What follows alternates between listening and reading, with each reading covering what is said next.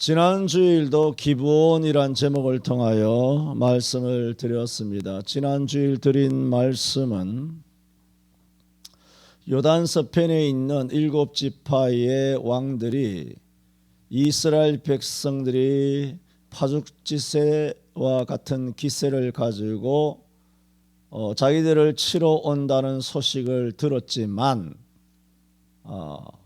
간담이 녹지 않았더라는 참 신기한 현상을 우리는 보았다 말씀을 드렸습니다.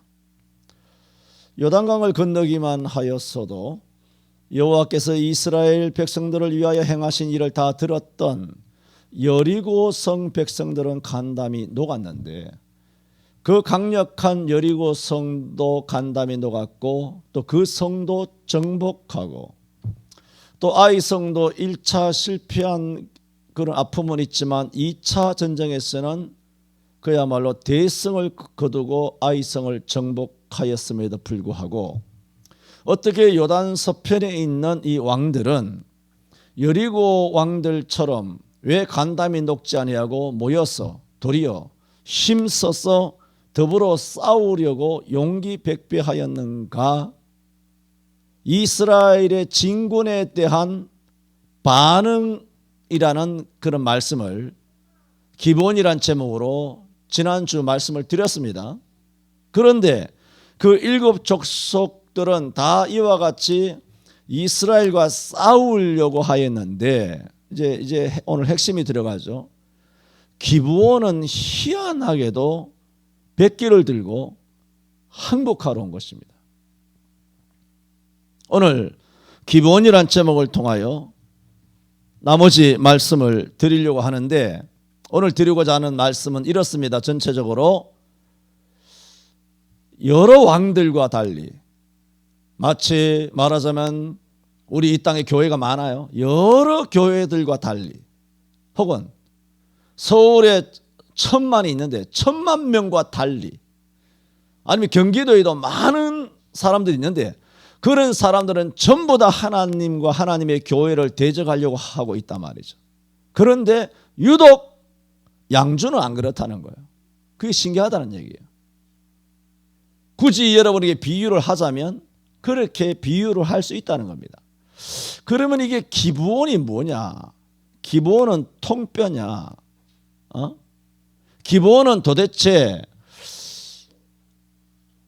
절대 다수가 이스라엘을 칠 수 있다라는 자신감으로 가득 차 있는 이때에 어떻게 자기가 먼저 고개를 숙이고 항복하고 들어간다는 말이냐? 이것은 참 이해하기 어려운 행동입니다. 그래서 오늘 드리고자 하는 말씀은 기브온이란 제목이지만 기브온의 대응입니다. 왜 이런 대응을 했을까? 그리고 이 대응에 구체적으로 들어가면 오늘 말씀드리려고 하는 것이 뭐냐면 기드온은 지혜로웠다는 겁니다. 그리고 기드온의 지혜를 꾀라고도 말할 수 있어요. 그런데 기드온의 입장에서는 지혜지만은 이스라엘 백성의 입장에서는 속이는 거예요. 그런데 이 기브온의 이와 같은 꾀, 기브온의 지혜가 한마디로 압축하면 그게 뭐냐 하면은 기브온의 계산이에요. 기브온의 계산을 잘해야 돼요. 말하자면 다른 사람은 다 계산을 못했어요.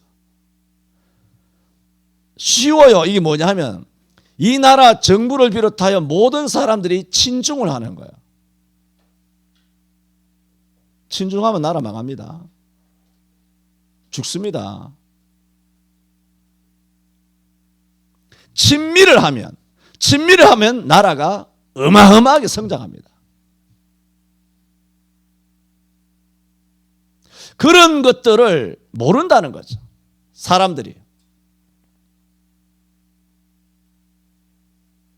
그래서 이 기브온은 대적해서 될 것이 아니라 항복해야 된다라고 계산을 끝을 냈습니다. 그래서 항복하기 위해서 장로들과 여러 거민들이 다 회의를 하여 사신을 보냈어요. 항복하려면 사신을 보내야 되잖아요. 남의 나라에 파견을 했어요. 그래서 그들은 헤어진 전대, 돈주머니, 그리고 다 찢어져서 헤어져서, 그래서 그것을 기운, 그리고 포도주, 그런 부대를 나귀에 싣고 발에는 낡은 신발을, 그 다음에 옷은 낡은 옷을 입고, 그리고 마르고 곰팡이 난 떡을 다 예비를 해서 이스라엘 진으로 가게 됩니다.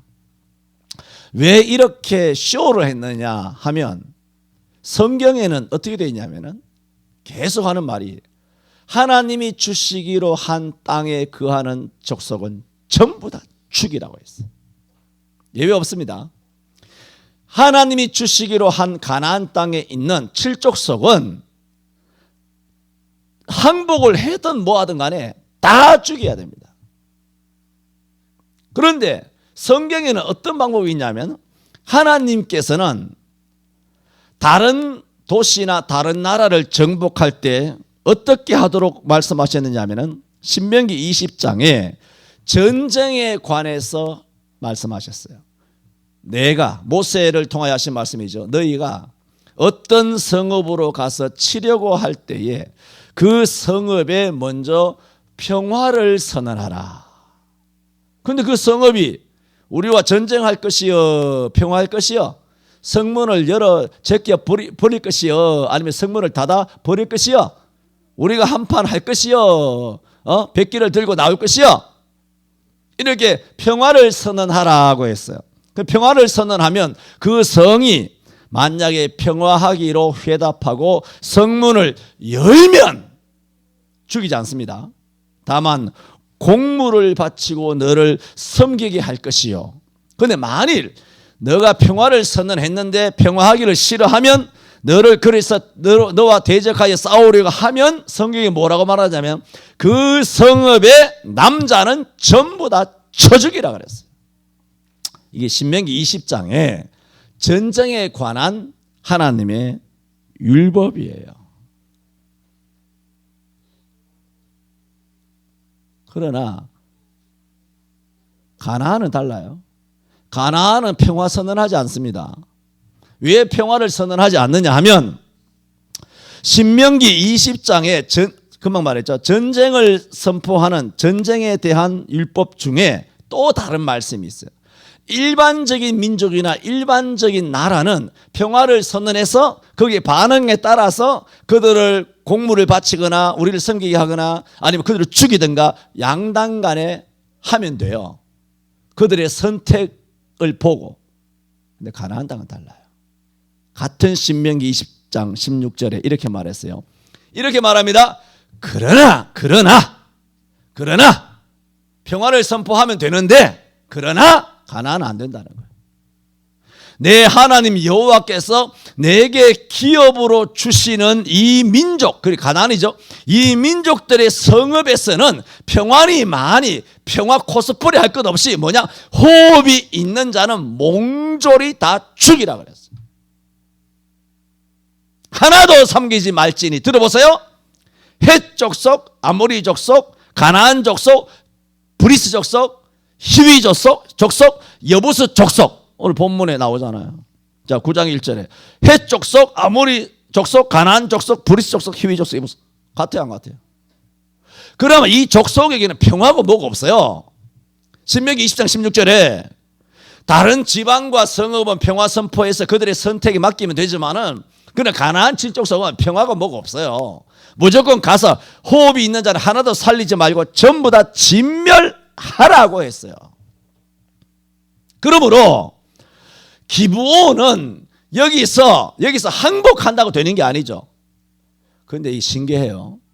이 신명기 20장 이 디테일한 부분을 기브온이 도대체 어떻게 알았는지 몰라요. 말씀 듣고 있습니까? 기브온이 좀 잠이 오죠? 잠이 오시면 푹 주무시기 바랍니다. 괜찮습니다. 주무셔도 됩니다. 아니, 술집에서도 뭐 술이 만땅돼서 코 박고 자는데 하나님의 집에서 코 박고 자면 복될 줄로 믿습니다. 여기 술집 아니잖아요. 할렐루야. 네. 그러니까 잠자는 것에 대해서 너무 죄책감 갖지 마세요. 시편 127편에 그런 말씀이 있어요. 하나님이 사랑하시는 자에게는 잠을 주시는 도다. 그래서 뭐 전혀 그런 뭐 염려할 필요 없습니다. 저도 저 보세요. 아무리 잠이 오더라도 목사가 앞에 와가지고 설교하면서 보세요. 다른 나라는 그렇게 평화를 선언하면 되지만 가나안은 그렇게 평화를 선언하다거나 되지 않습니다. 여러분 설교하다가 졸 수 있습니까? 못 좁니다. 그런데 나도 뒤에 앉잖아요. 강사 목사님 오셔서 뒤에 앉잖아요. 저도 혀 깨물어야 됩니다. 뒤에서 허벅지 찌르고 저도 어금니 꽉 물고 안 자는 척 하면서 초점을 눈을 똑바로 뜨고 말이죠. 그렇게 해요. 앉아 있으면 이 시간대에 목사고 장로고 뭐 목사는 잠 안 오나? 자기는 인간 아니요? 어? 그러니까 너무 죄책감 가지지 마세요. 오예배 이렇게 참석하려고 하는 그 자체만 해도 얼마나 감사합니까? 여러분 애들 보세요. 애들을 이유식 하면서 젖을 물고도 애들이 이유식 떠먹으면서도 콕콕 잡니다.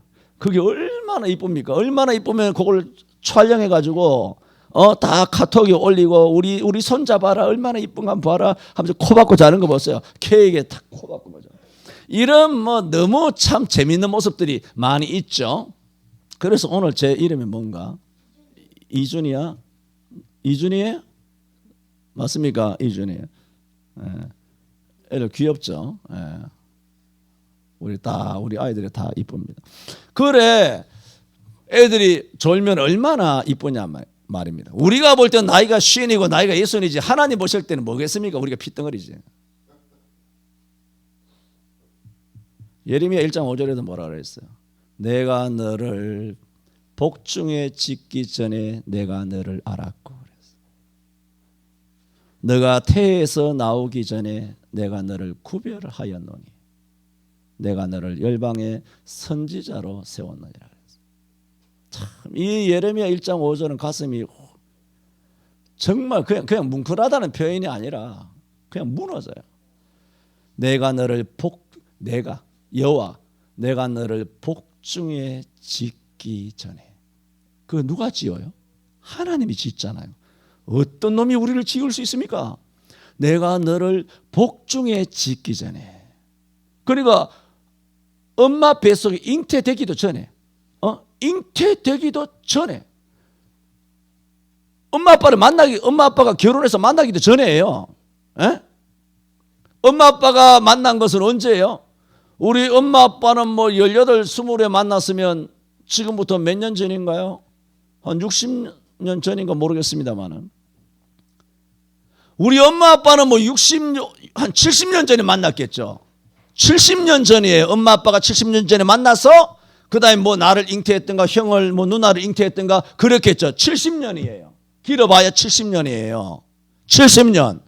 근데 우리 하나님은 700년 전, 7천년 전 창조하기도 전 영원한 순간에 그 뜻이에요.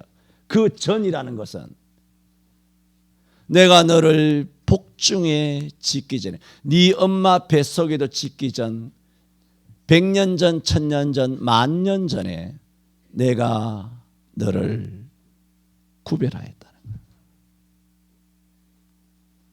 그러니까 하나님 보실 때는 우리가 목사요, 장로요, 권사요, 나이가 60이고 30이고 40이고 내가 성인이 되고 어른이 되고 하지만 하나님 보실 때는 다 핏덩어리예요. 어린이날은 여러분의 자식만을 위한 날이 아니라 실제로 우리가 하나님의 나라의 어린이에요. 한번 받아봅시다. 어린이 여러분 참새 하나 둘 앞으로 나란히 바로 차례 열중 샷 부대 차렷.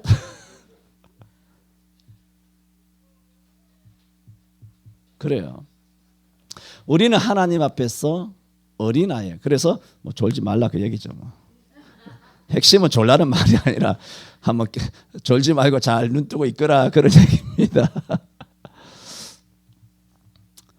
그러므로 실제로 율법이에요. 신명기 20장 율법에는 이 기본이라고 하는 희위 족속이 이렇게 쇼를 해가지고 다 떨어진 신발 신고 다 떨어진 옷을 입고 그야말로 다 떨어진 전대와 그 다음에 떨어지고 헤어져서 기운 뭐 포도주 가죽 부대와 자기들이 떠날 때 뜨거운 떡을 갖고 왔다는 식으로 그렇게 거짓말을 하고 이제는 우리가 너무 멀리 있는 백성이기 때문에 이렇게 말라서 곰팡이가 딱딱하게 피었습니다. 우리는 이 가나안 땅에 있는 사람 아닙니다. 우리를 죽이면 안 돼요. 우리 가나안 땅에 있잖아요. 우리 멀리 있어요. 우리 떠나올 때 새 옷 입고 왔거든요. 새 신발 신고 왔어요. 보세요. 다 떨어진 거 보세요. 우리는 멀리서 온 거예요. 아니야, 너희는 이 땅에 머무는 이 땅에 있는 사람들 같았어. 아닙니다. 보세요. 떡 보세요. 포도주 가죽 보세요. 전대 가죽 보세요. 옷 보세요. 우리 신발 보세요. 그거 아닙니다. 그거 뭐 너무 그렇게 선입견 갖지 마십시오. 그들이 보세요. 신명기 20장을 알았는지는 몰라요. 몰랐을 것 같아요. 몰랐을 거예요. 그런데도 그들은 항복한다고 사는 게 아니라는 거예요. 지금 말씀드리는 것은 항복해도 못 살아요. 항복이 필요 없어요. 전멸이에요. 그건 들었을 거예요 아마. 신명기 20장 몰라도 전부 다 죽인다는 걸 알았을 거예요. 뭘 보고 합니까? 여리고 다 죽였거든. 아이성 다 죽였거든. 그러니까 이거 우리도 다 죽이겠구나. 이게 오는 진행 방향을 보니까 자기네 땅이잖아. 가나안이 아주 큰 땅이 아니잖아요. 끝에는 지중해 있고 딱 치고 들어가면 저 바닷가인데 여기 그야말로 그렇죠. 도간에 든지. 잘하셨습니다. 근데 그 말이 언뜻 생각나네. 도간에 든지에 꼼짝 말아요. 도망갈 데가 없어요. 자, 고향을 버리고 도망하겠습니까? 고향도 버릴 수 없고 그렇잖아요. 처자식도 버릴 수 없고 사는 길은 항복밖에 없는데 이걸 다 죽여나가는 거 보니까 이건 항복해서 해결될 경우가 아니다는 그게 뭐죠? 지혜예요. 어떻게 그럴 수 있을까? 그래서 우리가 여기 사는 사람이 아니라 멀리 있는 사람인 것처럼 행색을 그렇게 거짓되게 꾸민 것입니다. 그래서 어떻게 됐나요? 여호수아와 이스라엘의 장로들이 다 속아 넘어가서 14절에 무리가 그들의 양식을 취하고 그러니까 다 곰팡내 난 양식을 취하고 보고 목격하고 어떻게 할 것을 여호와께 묻지 아니하고. 왜? 너무 확실하니까. 증거가 너무 확실하잖아요. 야, 이건 가나안 땅에 있는 사람이 이럴 수는 없어. 그리고 이 사람들도 연기가 완전 무슨 대종상 아주 나무 주연상감이에요. 전부 다 얼마나 연기를 잘하는지. 왜 연기를 잘할까요? 여러분 보세요. 오늘 아침 말씀드렸죠. 뭐예요? 신명기 6장 5절에 뭡니까? 마음을 다하고 성품을 다하고 힘을 다하여죠. 여러분 왜 이들이 연기를 잘할 수 있고 왜 이들이 속일 수 있었을까요? 왜 이들이 이렇게 했을까요? 그만큼 절박하기 때문입니다. 제가 오늘 기도원의 대응은 뭐냐면 기도원의 계산이라고 그랬습니다. 기도원의 지혜라고 그랬어요. 그게 뭐냐면 기도원 계산이 끝났다는 겁니다. 이거는 우리 죽는다. 항복해도 이거 안 될 것이다. 그걸 어떻게 알았을까요 그게? 그래서 이거 속여야 된다. 이 속이지 않고는 답이 없다. 이렇게 속이고자 왔더라도 그들의 연기가 어색하면 이놈들 하면서 막 멱살 잡아서 단칼에 하고 막 쳐들어가서 휴의족성을 막 작살낼 수 있는데 이들의 사신들의 연기가 너무나 감동적이고 여호와께 묻지도 않아하고 전에 아이성 칠 때 여호와께 안 물어가지고 한번 된통 당했잖아요. 그런 자기들이 아픈 과거도 있는데도 불구하고도 또 묻지 아니하고 당당하게 여호와께 묻지도 아니하고 벌써 아주 화친 언약을 세워버린 거예요.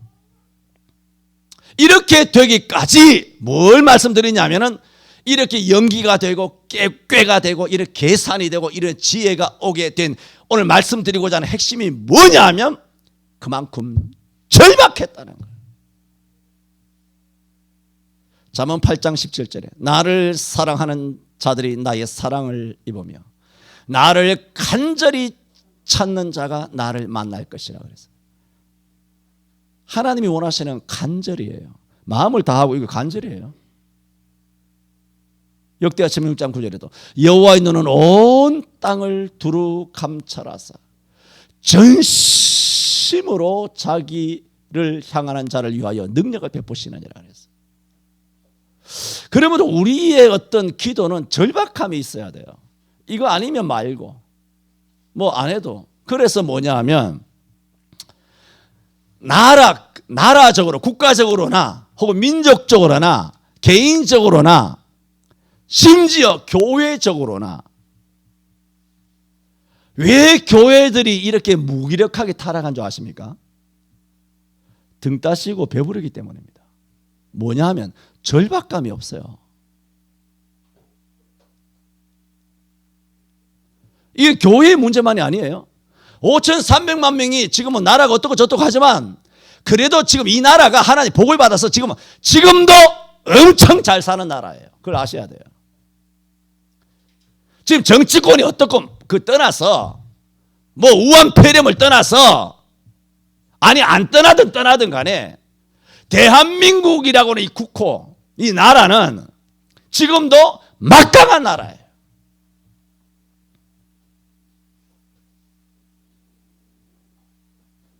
그래 사람들이 절박함이 없습니다. 간절함이 없습니다. 꼭 예수 믿을 필요가 있나요? 여러분 우리가 이미 예수 믿잖아요. 우리가 이미 예수 믿잖아요. 그래 여러분 툭 깨놓고 이야기해 봅시다. 새신자들 말고 새신자들은 절박감이 있어요. 근데 우리처럼 뭐 30년, 40년, 50년, 60년 묵은둥이들 이런 것들은 타성에 젖어가지고 아무런 절박감이 없어요. 오늘도 주일, 내일도 주일 뭐 내일도 말세, 모레도 말세 뭐 맨날 예수님 찬양 뭐 맨날 예배하고 교회하고 뭐 그 절박감이 없어요. 절박감이 없기 때문에 교회 신앙생활을 마음대로 해요. 그런데 지금 우리 어린 성도들 보세요. 성경을 가슴에 끼고 있어요. 얼마나 간절한지 몰라요. 왜 지금 개인적으로, 가정적으로, 교회적으로, 민족적으로 타락하느냐 하면 절박감이 없어요. 절박감이 없다는 것은 뭐냐면 계산을 해보니 굳이 교회를 안 나가도 굳이 뭐 기도 안 해도 굳이 새벽 기도 할 거 있나 뭐 굳이 무슨 금식 할 거 있나 굳이 뭐 충성하고 뭐 그렇게 할 거 있냐 수십 년 했는데 굳이 그럴 필요 없다. 뭐요? 계산 끝난 거예요. 그리스도인들은 기독교인들은 계산 다 끝났습니다. 무슨 계산이 끝났느냐? 별스럽지 않다는 겁니다. 이 강단에서 수도 없는 말을 했어요. 오늘 사모님이 기도하면서 그랬죠. 많은 말씀을 우리에게 주셨습니다. 그 두 번이나 이야기했어요. 그래요. 우리 교회에 주신 말씀이 어마어마하게 많아요. 오늘만 해도 오전 오후에 주시는 말씀이 얼마나 많습니까? 콩나물 시루에 물 주듯이 물이 쑥쑥 빠져나가지만 콩나물이 자라는 것처럼 성령께서 말씀을 통하여 여러분의 영혼을 자라게 하실 때 물같이 역사해 주시기를 바랍니다. 그 많은 말씀들이 말씀이 역사하시고 성령이 은혜와 인자와 자비로 역사해 주셔야지 우리는 그 말씀에 그만큼 절박감이 없어요. 자, 뭘 말씀드렸습니까? 기브온의 대응 왜 이렇게 했을까? 절박감입니다. 이거 항복한다고 해결될 수 있는 사안이 아니다는 걸 알았어요. 아니다는 걸. 누가복음 14장 28절 이하 여러분 너무나 잘 아는 게 있지 않습니까? 너희 중에 누가 망대를 세우고자 할진대 자기가 가진 것이 준공하기까지 족할는지 먼저 앉아서 비용을 계산하지 아니하겠느냐. 그렇지 아니하여 기초만 쌓고 능히 이루지 못하면 보는 자가 얼마나 비웃겠느냐. 가로되 이 사람이 역사는 뻔질나게 시작하더니 이루지 못하였도다. 내 저럴 줄 알았어. 또 어떤 임금이 다른 임금과 싸우러 나갈 때에 먼저 앉아서 나의 일만으로 저 다가오는 이만을 대응하여 대적할 수 있을까 헤아리지 계산하지 아니하겠느냐. 만약에 2만을 이기지 못할 터이면 저가 아직 멀리 있을 동안에 내가 사신을 보내어 화친하리라 그랬어요. 지금 기드온이 그렇게 하고 있는 거예요. 나의 1만으로 저 이스라엘 2만을 이길 수 있을 것인가? 그런데 보세요. 히위 족속인 기브온만 그렇게 했어요. 나머지 가나안 족속들은 어떻게 했습니까? 저들이 일심으로 여호수아와 이스라엘 더불어 싸우려고 덤볐습니다. 그러므로 이런 계산과 판단과 지혜와 꾀는 누구만 갖고 있었습니까? 기브온만 갖고 있었습니다. 이런 신령한 계산을 할 줄 아는 지혜를 하나님께서 주시기를 바랍니다. 오늘 말씀 이쯤 하죠. 다들 공사다망하시고 갈 길도 멀고 해서 오늘 좀 말씀을 합시다. 기브온의 대응에는 뭐냐? 결단이 있었습니다. 지혜가 있었습니다. 계산이 있었습니다. 꾀가 있었습니다. 그 엄청난 결단의 밑바닥에는 무엇이 있었느냐? 절박감입니다. 절박감. 그들이 행색을 꾸며서 여호수아와 이스라엘의 장로들을 속이는 그 과정을 보세요. 얼마나 속이 탔습니까? 얼마나 속이 탔으면 완벽하게 꾸몄습니다. 누가 봐도 넘어갈 정도로. 이거는 누가 봐도 여호수아와 이스라엘이 이것은 하나님께 묻지 않아도 이건 완전 분명 확실하다. 그렇게 화천을 할 수밖에 없을 정도로 이들은 완벽하게 그들의 장로들과 온 거민이 힘써서 했어요. 그리고 기브온 거민의 사신을 파송해놓고 그들이 여호와를 안 믿었지만 얼마나 간절하게 기도했겠어요. 여호와를 안 믿어서 어디다 기도했는지 모르지만 얼마나 간절하게 사신들이 물 떠놓고 정한수 떠놓고 빌었는지 모르지만 얼마나 이 사신들이 화친의 이 목적을 성취하여 성공할 수 있도록 그야말로 간절하게 처자식들이 기다렸을까요? 이런 여호와를 알지 못하였던 때의 기브온도 이랬습니다. 그런데 오늘날 여호와를 안다, 예수님을 안다 하지만 우리는 하나님 앞에 이렇게 절박함이 있습니까? 이렇게 간절함이 있습니까?